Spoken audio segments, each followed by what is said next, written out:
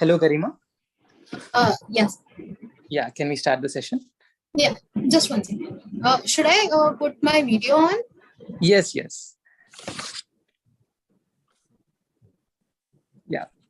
Hello, Garima. Firstly, congratulations on your achievement on behalf of Team AKS IAS. We are overjoyed to be a part of your success and wish you all the best in your future endeavors. We are humbled to have you on board this session, where we hope your preparation tips and strategy will help and motivate aspirants who are preparing for the UPSC examination. So I would also like to share a personal experience. Like we have been in touch with Garima since the past 1 year. She's a very humble person and she has been perseverant in her preparation.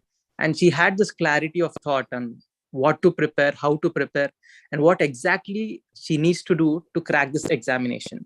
Last year, unfortunately, by a slight margin of marks, she couldn't make it to the final list. But this year, hailing from Haryana, she had made it to the All India rank of 220. And we as Team AKS IAS are very happy and delighted that Garima could make it to the final list. So Garima, if you could briefly introduce yourself about your educational background and your journey of UPSC, that would be of great help to aspirants.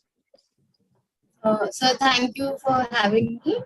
And regarding my journey, I was born and brought up in Sonipat. Did my schooling till 10th in Sonipat and went to Kota for JEE preparation. Then graduated from BITS in 2016. And since then, I've been preparing for UPSC. It was my 5th attempt. I cleared prelims 4 times and mains twice. And fortunately, this time I see my name in the list. Fantastic. So could you tell us about your preparation strategy? What kind of strategy did you adopt to prepare for this exam? Let it be the prelims, mains. So regarding prelims, this is what I have observed over past 6 years. One thing that's really very important is the previous year's questions. A lot of questions get repeated exactly. So, and they also give an idea as to how to streamline one's preparation. So I think the first thing that any aspirant should do is go through last year's as many years questions as possible. And I think that is the one thing that has helped me get my name into the list is because of previous year's questions, both for prelims as well as mains, be it GS papers or optional. So I think, and having obviously conceptual clarity about certain concepts about the various constitutional bodies, I realized over time that in GS2, one thing that UPSC asks is about constitutional bodies. So once a candidate or an aspirant goes through previous year's papers, then he or she will be able to realize the pattern. So I think that's very important, and that will also save candidates 2 or 3 attempts. Definitely. Rightly said, Garima. So a lot of aspirants have this apprehensions regarding current affairs. How do you prepare current affairs? How to read the newspaper, or how to make notes out of current affairs? Can you shed some light on this? Yes, sir. So mostly what my strategy has been is I focus more on the static part because current affairs is actually very huge. It keeps changing every day, and a lot of issues do not make even sense for UPSC. For example, the recent Russia-Ukraine crisis. So uh, the newspaper is filled with such articles, but even if a question comes, it'll be only 250 words. It'll be only 20 marker question. So I think once we go through previous year's questions, we'll be able to see what issues are important and how to glean through newspapers. And I think newspapers uh, for prelims it's different, but for mains, newspapers are relevant only for identifying the topics that could be asked in questions, but more it's related to GS conceptual clarity. For example, this time president election is going to take place. So the newspaper will be filled with articles on who gets elected or how the president is elected. But finally, in paper, the question is going to be about the process or the past of the president. So I think for mains, newspaper is important only for identifying, and for prelims, I think reading one newspaper is very important. And after a while, a student is able to realize as to what topic is important after looking through previous year's questions. I think, and that was my strategy also. True that, Garima.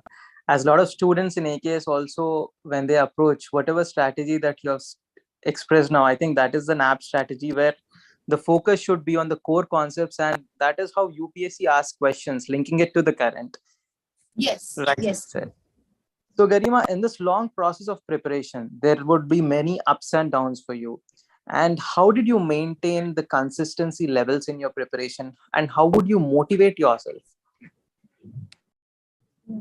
Yes. So I think the idea was always there since I was very young that I wanted to join civil services. So whenever I would feel low or I could not clear any of the stages, the basic motivation behind appearing for this exam, I think that there should be clarity regarding that, and that is one of the most important things that helps candidates wade through disappointing times. And so apart from that, support from family, financial, emotional, that is very important, and also engaging in certain hobbies or spending time with friends, maybe a very small chunk of time, but I think balancing work as well as some entertainment, I think that should be the way to go about it. It's a long process, but if one perseveres, uh, name is definitely going to be there in the list. True that, true that. So, Garima, your optional is political science and international relations. So, could you share your strategy for this optional paper?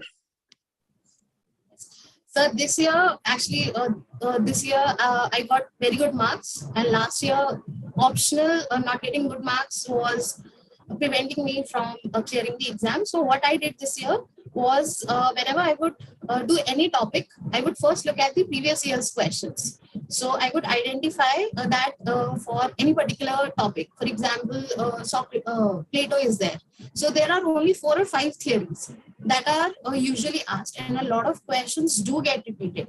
So I think previous year's questions, I can't emphasize enough the importance of previous year's questions, identifying the pattern as to what topics are being asked and which topic is more important. So there are only very few topics. People say that PSIR is very lengthy. Actually, it's not. If one is able to identify what type of questions are being asked, and if one is able to prepare a structure on them, So I think it's going to be very easy. Previous year's questions are the most important thing according to me. And by looking at those, one can see as to how much time is needed for one particular topic. So that was my strategy this time. Rightly said. So, Garima, can you tell us about your methodology when it comes to answer writing? What is the precise strategy that you adopted? So actually, it's different for different papers. So for GS1, what I did was what I have realized over the years is that there is pattern in everything. So if one has to prepare, let's say the art and architecture portion, so there are few topics that for any particular dynasty, one has to do their literature, their temples, their paintings, their religious values, and whether they were tolerant or not. And that's it. So if we do it for every dynasty, and again going back to previous year's questions, after looking at them, one can understand that if a particular question is being asked on travelers, so I would straight away jump to the demand of the question and would not write anything unnecessarily. That was something I adopted this time, that I was not going to beat around the bush. If I know, I'll just write whatever is relevant. And this time, what other thing I did was I mentioned government initiatives a lot. So in GS3, in GS2, in GS1, if the government has done anything in urbanization, so the Pura mission or the Swachh Bharat mission, Smart Cities mission, I would just write a line maybe in the conclusion or somewhere that government has taken these steps, and maybe we need to improve the implementation, or more such efforts are needed in this particular direction. So that's how I did my GS paper 1. Regarding GS paper 2, I think constitutional articles, they help because they can be used while framing the introduction. For example, if there is any question on judiciary or judicial appointments, so we can write article 1 to 4. Or so constitutional articles can help in introducing. Then the demand of the question, or whatever subheadings or whatever different portions of the questions were there. So I would make subheadings and then just fulfill the demand of the question, some recommendations, and that's it. No extra content, because it takes away time and also irritates the examiner. And this time would be better utilized in finishing other answers. So this was something that I did. Very well said, Garima. And regarding the essay paper, where a lot of students find difficulty, they think that essay is something which we cannot get good marks in. It is very difficult to get good marks in. But whereas if you see the scoring pattern, that is one paper along with ethics, integrity, and aptitude, where these two papers are going to determine your main scores. So can you share your insights on this? So actually, I'm really sorry, because this time I got very less marks in my essay paper. I got even lesser marks that I got in my second attempt. So I think I would not be the right person to give advice either in essay or GS4 papers, because these are two papers where I have got very less marks. And I think I'm not the right person to talk about these papers. I'm really sorry, sir. Okay, Garima, not an issue. So when it comes to the interview or the personality test, can you let us know how did you prepare for the personality test per se?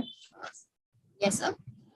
So what my strategy was to cover the whole task. So this time I also limited my mocks. Actually, people take a lot of mocks, but then they get contradictory suggestions. So this is one thing that I gave limited mocks this time. And what I would do is look at previous year's questions. Again, here also transcripts are shared by the aspirants. So I would just, there's a PDF of somewhere around 640 pages. And so I'm from Haryana. So what I would do is search Haryana there, or Khaps there, or women there. So I would get a lot of questions, and then I would prepare my answers if I were to answer the same question. So I would prepare my answers, and that's how I would talk aloud, or I would discuss those answers with friends. So that was my strategy, covering my whole DAF. Reading, I used to read 3 newspapers. Sometimes that would become very overwhelming, but newspapers, current affairs are very important, and completing your DAF and speaking, because it's more about speaking rather than thinking. So one has to speak, and if one practices speaking with friends, colleagues, or seniors, I think that should help. Rightly said, Garima. So what was your difference in preparation compared to last year? So one difference was last year I wrote a lot of answers, and I did not revise my syllabus well. But this time I first made it a point to finish the whole syllabus, revise it at least 3 or 4 times. And what I would do simultaneously, I would look at the questions on a particular topic, previous year's questions, and frame the answers, not write them, just frame the answers. Okay, so the question is on food security. So first I would write the definition of food security according to OECD or FAO. In the conclusion, I would write SDG goal 2, then challenges. Okay, these are 5 challenges. Then government has taken these 5 steps, and these could be 5 solutions. So that's how I would prepare. That's how I prepared this time. So it was more about revision and keeping my notes very limited. Last year or in my previous attempts, I would read everything, but this time I kept my sources very limited, and not solved literally through pen, but framed a structure on a lot of questions. And so you won't believe me, I think almost 15 to 20 questions got repeated. The ethics paper was completely from previous year's questions. So I think that's one of the ways to go about preparing for the GS papers. Rightly said, Garima. And a lot of students have this question on how to prepare self notes and what is the significance of making self notes. First, I would like to talk about significance. Significance is that when one revises. So when we are going to appear for mains just 2-3 days before that, so we can't revise the whole syllabus. So that's when the self-made notes come in handy. And how to do them is, sir, I think we learn it over years and over time. That's initially we write a lot. Then after reading it twice or thrice, we realize, okay, this is some content that's not needed.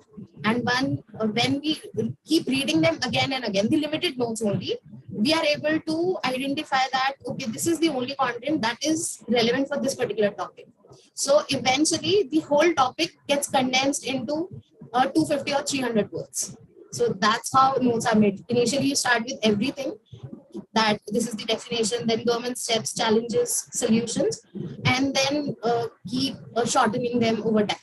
So that's how I made my notes. Very well said, Garima. Can you share your experiences on how AKS IAS Academy helped in your preparation? Yes, sir. So I took help from AKS regarding my interview preparation, and the faculty that I got connected with, I'm sorry, I'm not able to recall his name. Sir took a one-on-one session for approximately 2 hours in my first interaction and 1.5 hours in the second interaction. And he helped me identify areas which I had missed on my DAF. And a lot of questions, they got repeated both the times regarding Panchayats. I was asked a lot. So I think that Sir helped me a lot in identifying the nitty-gritties of my DAF. And when I started speaking on those particular issues, I realized that even if I do not know much about them, how I could answer if a similar situation gets repeated in the interview. So that I think was the contribution of AKS towards my preparation. And one other thing is the emotional support was immensely helpful. That is something I can't stop talking about, and I'm really grateful for it. Thank you, Garima. So, can you tell in brief for the fellow aspirants or the aspiring candidates some basic tips on preparing for UPSC and what are the prerequisites for preparing for this examination? So I think the prereq is a motivation, and and that one is willing to work really hard, because it's a marathon, it's not a sprint. So one has it'll take everything out of you. So one has to be ready for that. And so could you please repeat the first question? I'm sorry, I'm not able to forget.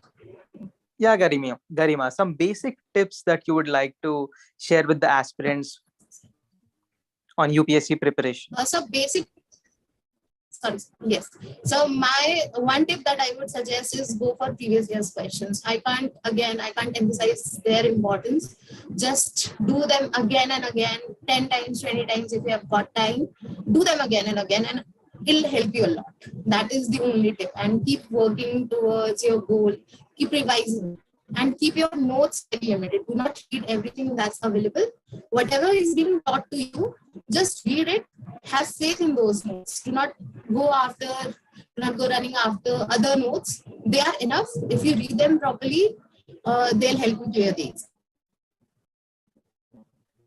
Rightly said, Garima. We are sure that your insights and valuable suggestions will be of great help to aspirants, and it will be facilitating their preparation in a more streamlined manner.